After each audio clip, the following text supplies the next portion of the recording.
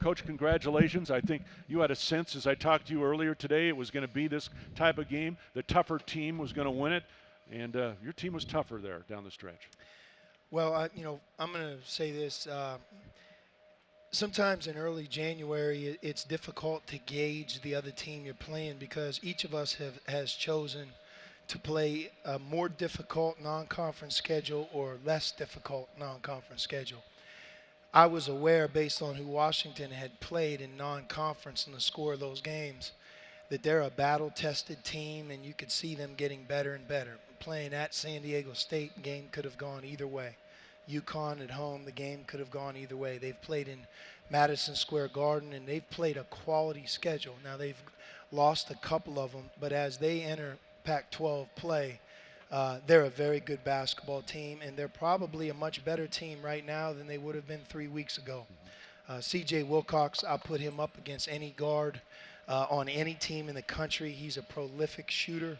He's got great size, and we did a good job, as good as I think we could have done on him. And at the end of the game, you look at the stat sheet, and he ends with his average, 20. The other thing you really sense from Washington is they're physical. They were out rebounding us in the first half. We ended up out rebounding them in the second half. And to me, that was the difference in the game. The fact that we had 14 second shots, I believe 10 in the second half. Aaron Gordon had 4 of those 10. And we ended up breaking the game open for that reason. I mentioned tougher in the second half in particular. One other stat, your team outscored Washington by 12 in the paint in the second half. Was it a matter, again, of just getting tougher in the second half, or did your guys do anything different down low that helped them get those shots? Well, Brandon and Caleb were combined 4 for 15.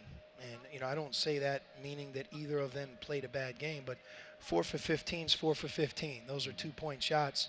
The physicality of the game, I thought we missed a couple easy ones or missed a couple second shots that normally we convert or we have to convert in the future. If you make that, let's say, 8 for 15, it's a much different feeling, whether it be in the first half or in the second half, converting those. But we'll take it. We've had a number of guys play well this year. Like I told the team at the end of the game, if tonight was your night, nothing's ever as good as it seems. We have a long way to go.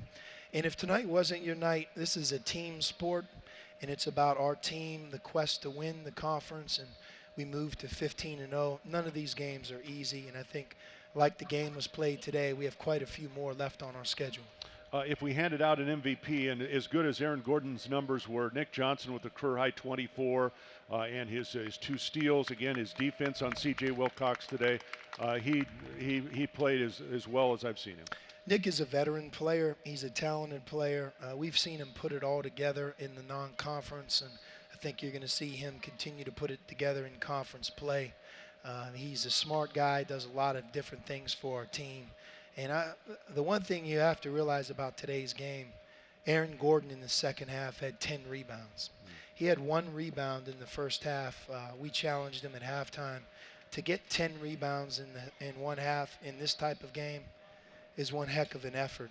He made a big free throw, so he finished with 18 and 11, and a lot of it happened in the second half as the game changed, and the 38-27 scoring margin had a lot to do with how well he played and how dominant he was rebounding. If you can take the result away, which is great, how can this game benefit your team now as you continue into conference play? Well, no matter how much we talk about how difficult it is inside of a conference, until you go through it, you don't really know. It's one of the reasons you see Nick playing so well. He's had two runs through these 18 games. He knows what to expect. He knows there's a familiarity, a physicality, and that physicality and familiarity leads you almost into a different feeling in conference play. And that's in the best conferences in the country.